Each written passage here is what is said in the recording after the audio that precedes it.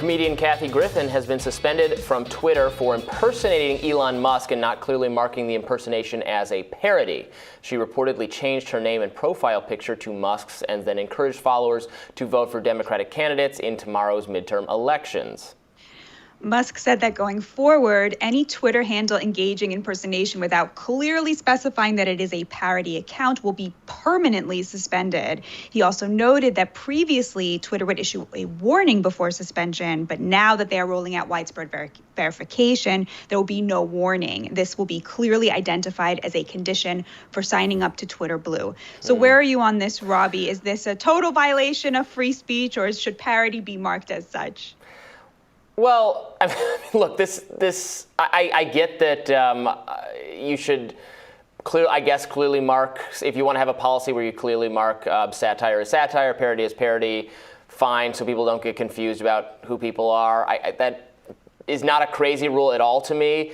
I think it does raise the specter of a kind of hypocrisy here in that, like, all the people, I mean, we're just, Elon saying this free speech site, this is going to be all about free speech, that's what we're doing. It's like, well, okay, but bots aren't free speech for some reason, and then not marked parody is free speech. It's not free speech either. Do you see how that starts to seem a little ridiculous if we keep, like, maybe we could just concede Twitter is not. It's not going to be free speech. It's not a First Amendment issue because this is just a private company with rules. And then we need some rules for the platform. The old rules were bad and were not being enforced well. That doesn't mean there aren't going to be any rules, which I think is what Elon is saying. But then he confuses it sometimes by, like, waving the free speech flag. Like, we're never going to have total free speech on Twitter, right? I mean, nobody even wants that.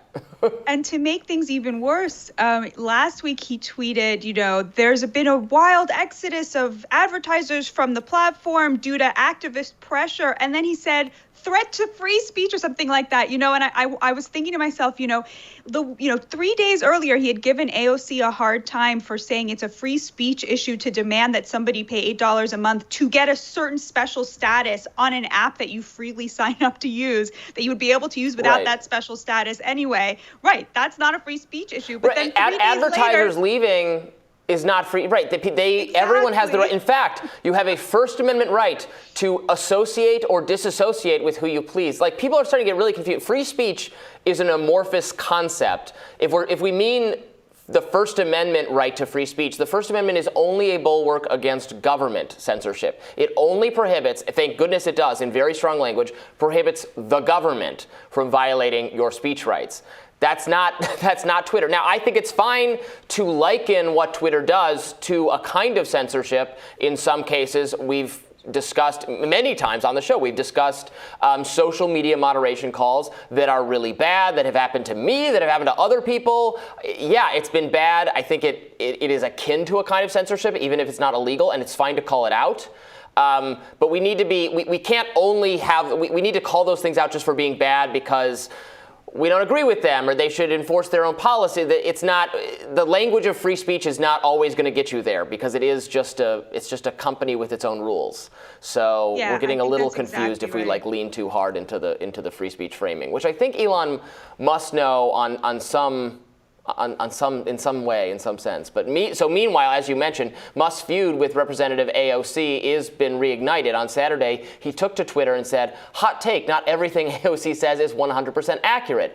This came in response to tweets by AOC and actor Mark Ruffalo. AOC tweeting, yo, while I have your attention, why should people pay $8 just for their app to get bricked when they say something you don't like? This is what my app has looked like ever since my tweet upset you yesterday. What's good doesn't seem very free speechy to me.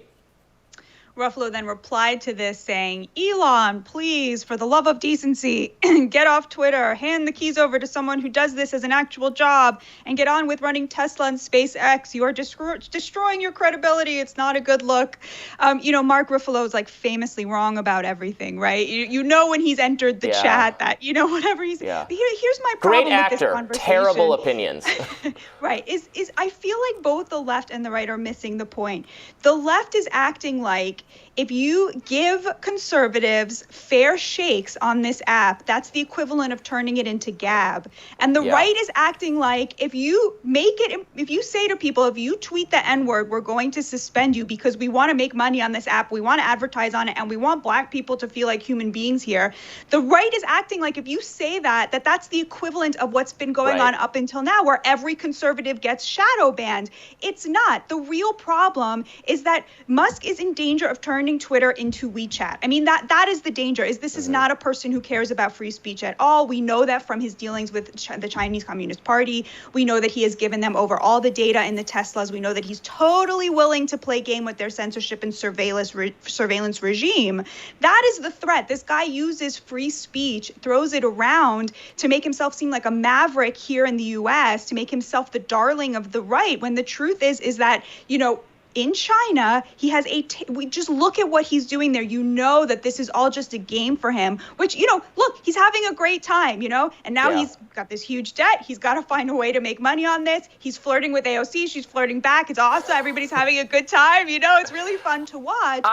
There's a real danger here, I think. I would urge him to, right now it looks like he wants to be both the referee and a player, if we're thinking of it in that sense. And that is going to open him up to all sorts of charges of hypocrisy. Like, he replies to people on Twitter so much, or sometimes on individual, people say, like, Elon, fix this, and he'll be, like, looking into it. He only does, and right now he most commonly does that for very right-wing people, so that ends up looking biased, which is fine if he's just a combatant in the fray, but now he owns the company, and it's going to open him up to his own accusations of unfairness.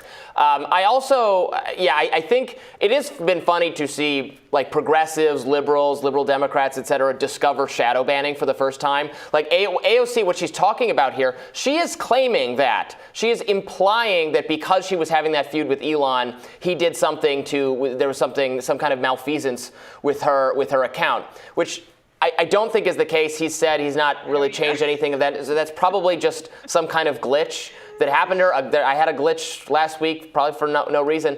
But that is the thing. Conservatives, not just conservatives, Brianna, our co-host, has said it happened to her too, about their accounts getting shadow banned or nuked, or there's something going on the back end, not clear, not explained why, who knows, it's like, that is the very thing right-wing people complain about. Now left-wing people, or liberal, progressives, are complaining it's happening to them. So that's totally flipped.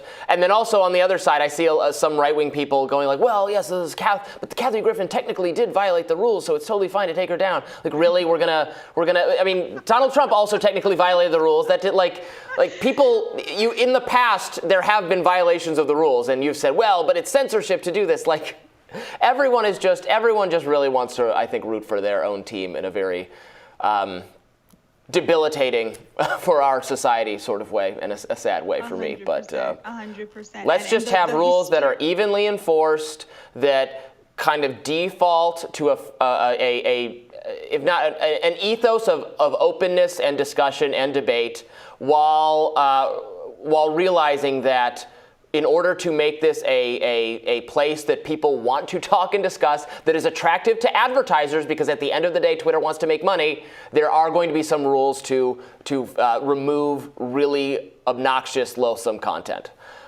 So Musk revealed on Friday, by the way, that Twitter has had a massive drop in revenue, apparently due, he says, to activist groups pressuring advertisers to drop it. According to Musk, this is even though nothing has changed so far with content moderation, and, quote, we did everything we could to appease the activists, extremely messed up. They're trying to destroy free speech in America, which is what you alluded to earlier. Right. And Musk then announced that Twitter will soon allow its users to monetize their own content on the platform, in addition to adding long form text to tweets. So here's my problem is, a lot of what he's doing, I really think is great. Like, monetizing the blue checks. I mean, have you ever seen anything so small that has exposed the addiction that the blue check Twitterati has to the status that they have on that platform? I mean, it was just so delicious to see the collective meltdown from people like AOC and so forth at the idea that they will not be prioritized anymore, that any person with $8 to spare will be able to buy the kind of privilege they've been enjoying, right? It was totally delicious. The idea that Twitter has to be able to make money, the idea that we should become the customers, right, rather than the product, right? They always say in Silicon Valley, if something is free, you're the product, right? Yep. I mean, this is all great stuff. I think your comment about the referee and the player is so brilliant, Robbie, because that's exactly the problem. Is like he fired all of the people, who he needed in order to make this vision happen. Now they're sort of like sheepishly inviting some people back. They accidentally fired too many people, right? It's a mess. It's just he's extremely messy. And I totally agree. He's not the right person to be the referee. And the fact that he is sort of so, it's so clear that so much of his personality is invested in this right now, right? The time he spends replying to random people, it's I agree with you that is a real problem. But again, I know I sound like a broken record, but as we're sitting here enjoying all of this stuff on Twitter, so is China. Like they are very, very, very happy, that Elon Musk now owns, something that is akin to the public square in America. But I should call out before we go all the chatter from kind of misinformation, mainstream media type people, or people who claim to specialize in that beat, which is the biggest red flag you could ever hear from someone. They saying how this is in time to ruin and hijack the election, right? Now that we've had like 4 days of Elon's regime running Twitter, now the elections are truly lost for Democrats, right? That's the thing. That's the reason Democrats are going to lose, is because Elon has been in charge of Twitter for the last several days. I mean, that thinking really does pervade. I mean, like we're making fun of it because it's ridiculous, but that is a thinking that pervades much mainstream media discourse on tech right now. Like, the masses are not on Twitter. Twitter's an important space because so many journalists and political people are active there. It has an impact on policy because the tastemakers are there. But it's not a popular site for the masses, for the vote. Like they're not getting their cues from some tweak. And he didn't even make any tweaks, but if he made some tweak to Twitter in the last 4 days, that's not what's changing votes. It's so insane to fixate on that as what's going on. So of course the mainstream media is fixated on exactly that. Of course. Well, we'll have more Rising right after this. Stay with us.